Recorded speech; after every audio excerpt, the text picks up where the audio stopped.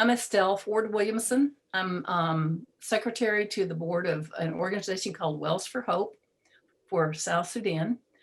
We are based in Atlanta, but we have members all over the southeast area now. We in lots of different cities, but our focus has been mostly from Atlanta because our inspiration is Majok Marier, and he is one of the Lost Boys of Sudan.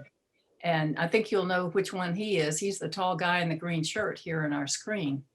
Majok and I have known each other since 2010. A pastoral associate at Corpus Christi Parish, Mama Jenny Egan, who is she was our Mother Teresa. She brought Majok and I together, and Majok had written 100 pages of his narrative of being a lost boy of Sudan, and we wrote a book together after I worked with him on those 100 pages, and we've kind of spun that out into many, many pages and maps that another person here on our panel helped with, Brian Hendricks. Brian, raise your hand. Brian is a graphic artist and worked for many, many years for Channel 11. It was just our good fortune to have him with us because he could help us draw what was not in most maps at that time. And that was the first of all, the area of South Sudan where you fled, and also where you went to. There weren't maps of those areas. It was just a rural area of, at that time, Sudan. So that was our juncture to meet Brian. So he is treasurer of Wells for Hope, as well as, big help on our graphic arts. And with us also today is Kendrell Poole, who is on the board, who's one of our newest board members. And he's going to have some questions as we go through this discussion. Majok, you're going to go to South Sudan on Thursday. What are you going to be trying to accomplish when you go there? You're going to be traveling there for 4 months. What are you going to be trying to accomplish with your trip there? Thank you so much, Estelle and Kendall and Brian. I'm happy to be here. My name is Majok Marier. Is a former Lost Boy of Sudan. And I have a dream that I could help people back home in my village for a long time ago. That's when I set up to wrote the books for Stella Paul Williamson. And that book came out in 2014. And we set up the nonprofit organization called wellforhope.org. It worked well because in 2015, we drilled the first well in the village that I was born in. And it was great achievement that the Well for Hope did with the board.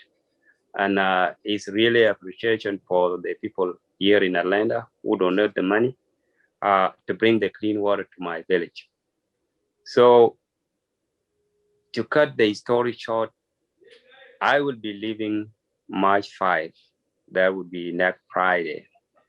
And I'm going to finish the job that we supposed to do last year because we raised quite money that to drill 2 wells. But last year we have COVID-19. It blocked up everything. I was ready to go home and drill 2 wells in 2 villages. So it is very important for the women that were lucky to have the well in their villages. That's in Bling Dalyar, in Madiangton, in Maburkoch, and in Majak.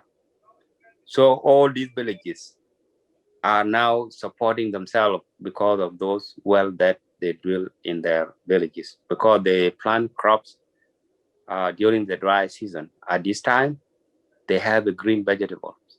They can plant the okra, spinach, and the other crop that a lot of people, they don't know, but is in Africa, is called kuzra.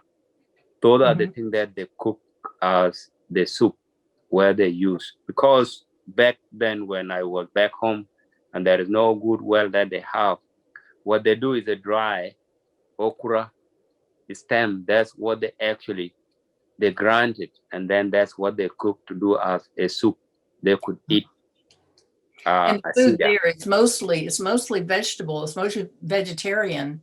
Beans, ground nuts, which is our peanuts. Yeah. The cattle that are kept Yeah. by the South Sudanese are not used for food generally, right? Except for celebrations. No, anything that they want to do with the cows is that it have to be an important thing that they actually do, and they have to agree for one. It's not every time. So they mainly think that they use all these different crops and grains, and those are really natural things too because they help them the way that they actually planning them, and it is good. They are hard to be done, but during the dry season, it keep them to use all these different green crops that they can go and sell to And get they didn't profit used to have that at in that all. land. They had nothing to grow during the dry season because they didn't Yeah, have water. yeah. Kendrell, you said that you had some questions for Majok. What kinds of questions do you have about his trip and about what he does there?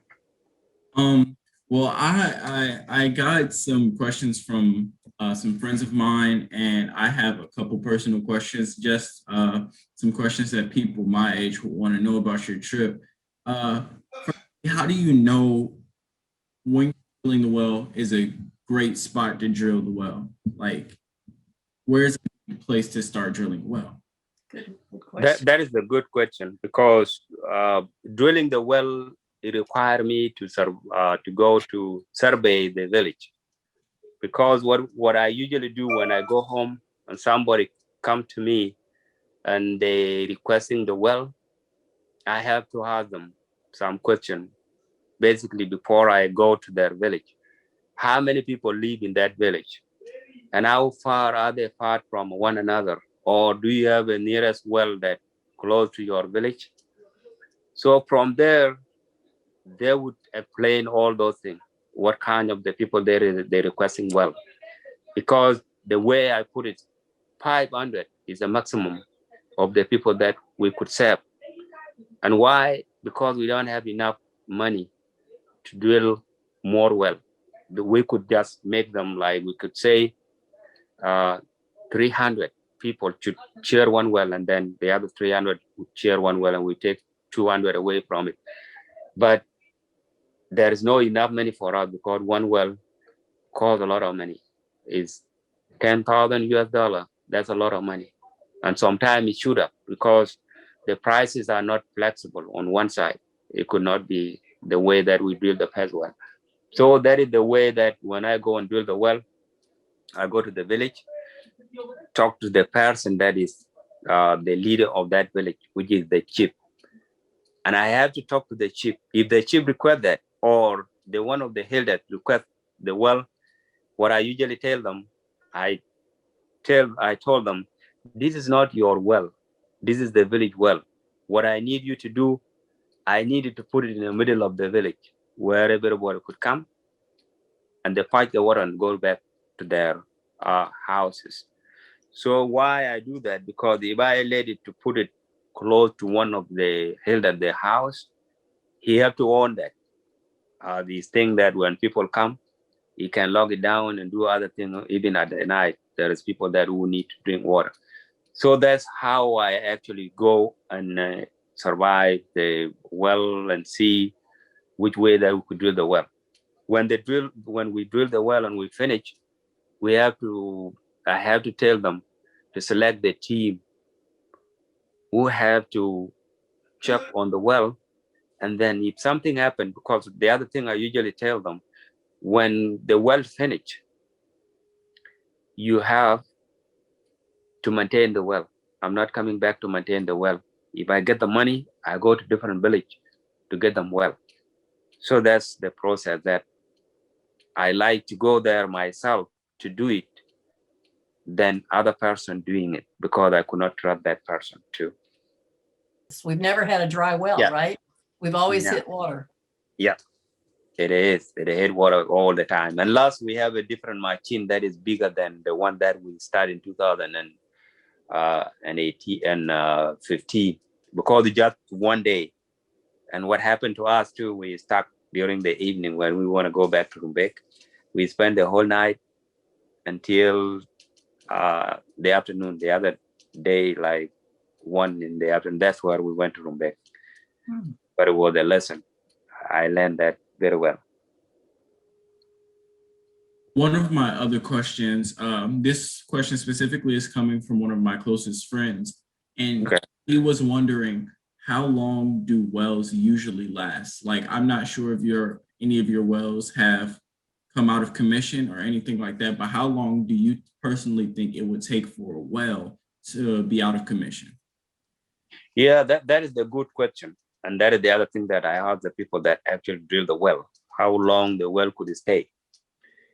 What happened, process of drilling well, there is a casing that they put on, the big pipe, PVC pipes, and there is a small pipe that go inside.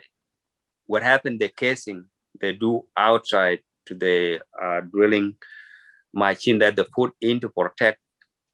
Those things, they stay a lot longer, more than the little piece of the pipe that they put in. Is almost like three quarter, the one that they put in and pull the water out. Those are the things that broke easily, but those are easy to be repaired, because if those things broke, that's where you can see the well is not functioning, but there is water there. But the problem is to pull the water out. That's the thing that they could broke, and they use those, because when I usually go home, they say that their well is good. The first well that in 2015 is still functioning now. A lot of people are still working on it. So the well, according to the way that I know, the well would be there. The well, when they drill well, is actually be there. But the problem are the other thing that they actually put on are the one that have a problem. So the well would stay more than 10 years, I think. The actual well that it stay when you drill it. And also it doesn't dry up easily. That is the other thing that I learned through that. The wells are usually what are called deep wells, Kendrell. Even in the United States, you'll hear people talk about a sand well versus a deep well. For instance, down here on the coast, we can hit sand and get water pretty easily, but to really have a functioning well, you're going to have a deep well that goes down to rock layers. And that's what we're doing in South Sudan. They're all deep water wells. They're not sand wells. They'll be there for a long time. Majok, are you saying that there's a 3/4 inch pipe that actually carries the water, but is there a casing that stays around it? Yeah, what they do, there is a lot of things that they put on, because the first well that I drill, they put in like 6-inch or 4-inch pipe, PVC pipe.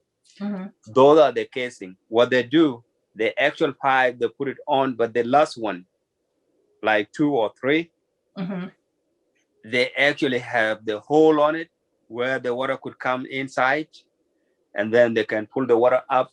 So that is the way that they actually assemble the actual well to put those things down. And then there is the actual handle that you just like the hand pump to push it down.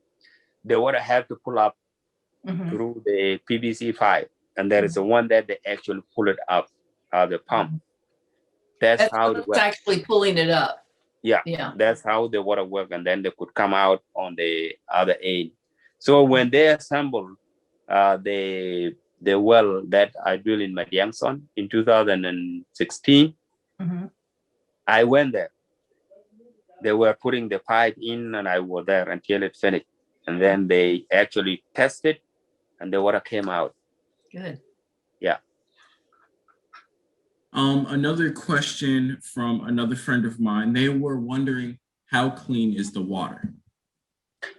The water are really very clean, because South Sudan is a country that don't have a lot of pollution, because most of the places they don't have cars pass through.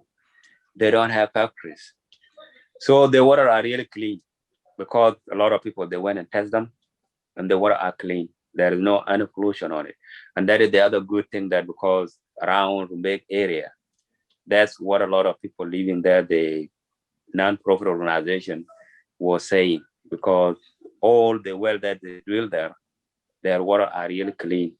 So in terms of pollution, they are really nice water.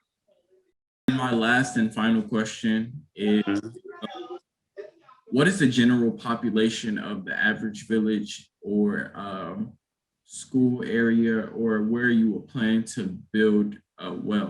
What is the average population?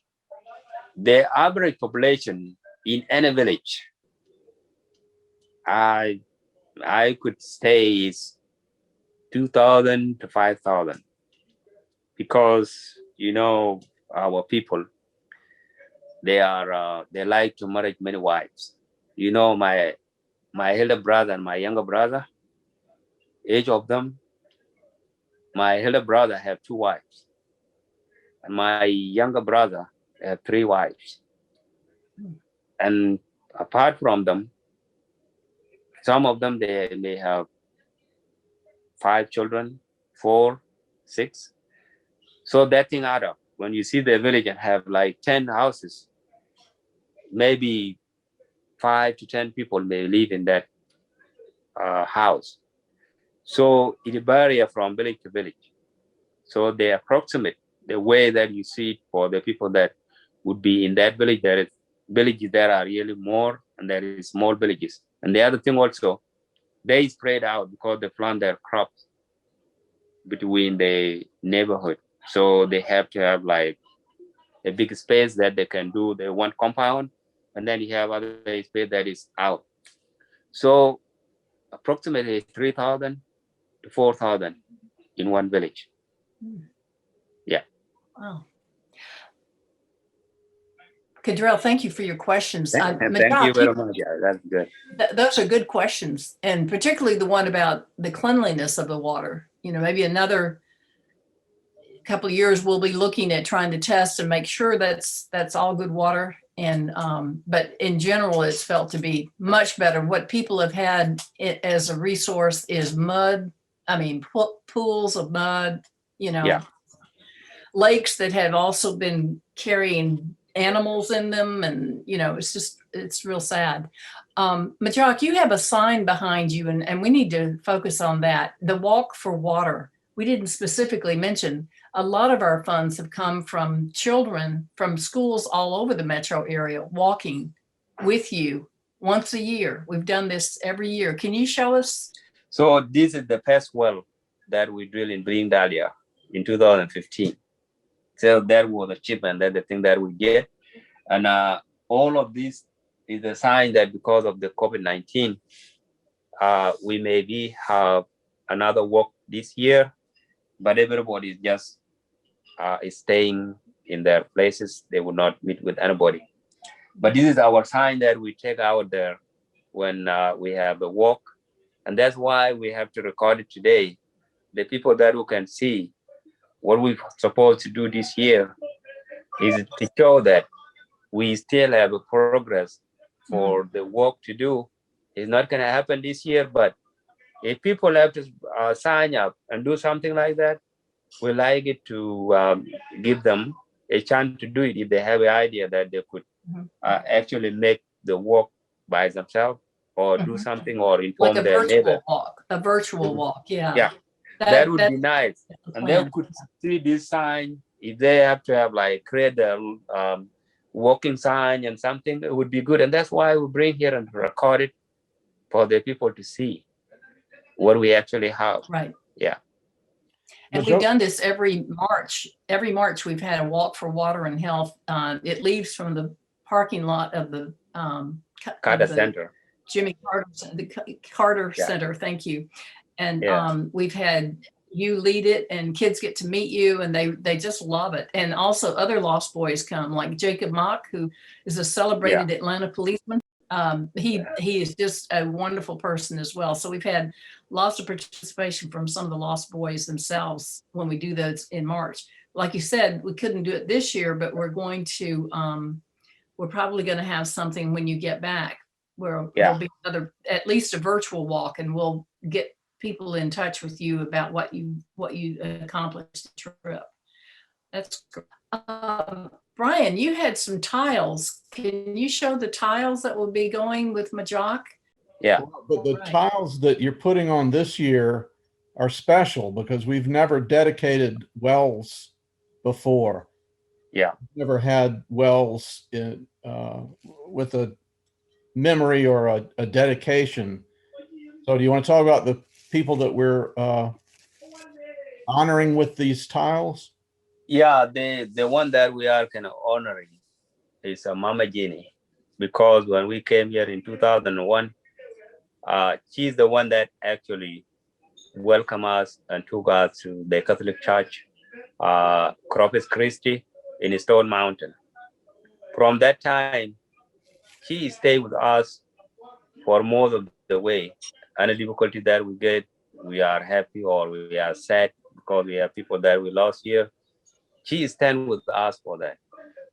In end of 2005, she actually went to South Sudan with the team that were set up the non-profit organization called Rumbeg Youth Vision. Mhm. And we did involve her, and she told us that you want to go there and see where you came from. I would like to see what kind of the people, what kind of your parents are, and what place that you live. She actually went to Uganda. From Uganda, she left to South Sudan, Rumbek. She spent 2 weeks there. And the time that she came back here, I was supposed to go with her, but my travel document didn't came the time that we were leaving. So she went and met my mother for the first time before I even see my mother. And when she came back here, she was really working hard to see some change in our community in South Sudan. So at that time, she was having her husband pass away, and it didn't stop her. And that's why we give her a name, Mama Jenny, because any mother could be a mother to anybody. It's not going to be just only the children that she actually born physically, but it is for everybody. Any mother that you see is like your mother. So that's why we give her name, Mama Jenny. And the And second child, now, the And- second yeah, child is, that is going to be Thomas County. Right, Thomas County Middle School. Yeah, the other thing also is we have a current in Thomasville County. She actually met up with Stella in the book fair in Savannah. right. And she actually worked hard to go back to her school and invited me to come there in 2018 to speak. I spent the night there and went and speak with children. And they actually raised 6,000. And that was the really great achievement they did for us far away from Atlanta. Mhm. So we honor them to give them one well so that we would place their name on that well. And then some of the people in Rumbek can remember what the great achievement that they actually did to them. And I would like to thank the Thomasville County Elementary School. And I hope they are still going to be in touch with us. And one time I may go back there and speak to them. We appreciate all that you're doing in our name to bring water and to bring our greetings and to congratulate people in South Sudan in the villages where we bought water, because they are doing what John Bulldow said. They are reaping the peace dividend. They have water, they can grow food, they're That's not true. starving, they are not having to war against each other. They're reaping the peace dividend, and we are so happy for that, to be part of that. So Yeah. thank you for your work. Yeah. Thank you very much. And I would like to thank the board too and the great job that they are doing for Well for Hope and our donors. And I wish to have that tied with you for the whole way to get more wealth in South Sudan. So a lot of people we save their life because they're drinking clean water, and it saved them from airborne diseases and the other thing that they could get. Is a really great achievement for me and my people. And I would like to give thanks to everybody that actually thinking about Well for Hope for all these years and the years to come. Thank And I you. hope to go and convey also the message of the people that who donate the money, which is to provide them with wealth and the board too, because you're doing a lot of different things. And that is the thing that is really nice. And I would like to convey that to the people that I bring wealth to. And the other thing also, I would meet the people of the other wealth and tell them what kind of the thank that you give to the people that actually working every day and night Mhm. to bring you the clean water. I would like to have the message and carrying it back to you here. So I'm happy and I will be going and still keep that message of hope and telling them you are going to have more and you have a lot of people helping you out there. Thank you for And doing thank you very much. Yeah. We appreciate your doing it because it's so, it takes a lot of your time, a lot of your energy, and we appreciate you doing it. Thank you So- for your time. Okay, that's good. Thank you very much. And even tell your friends, because what we have on the other side, you should take that care of that and then inform other people to open your eyes. What are you doing? You need to have like do the right thing and actually help other people and see what is actually going on in part of the world. So now you are a part of it. And if you are a part of it, step up very well and do the good thing to be a role model for the other people that they don't want to go in a fast way, because the children that we are helping, they're trying to establish themselves, but they are hopeless. They don't have anything that help themselves. Some people, some children, they go to school and when they come back home, nothing that they could eat. Mhm. They have no water, but they still eager to educate themselves and they have to obey what they're actually doing. So those are the good things. When you join, you get more information and you learn different things every day. And that open your mind and open your eyes and it gives you a different vision, what you actually to be in the future. And thank you very much for your time too. Thank you. Thank you, Majok.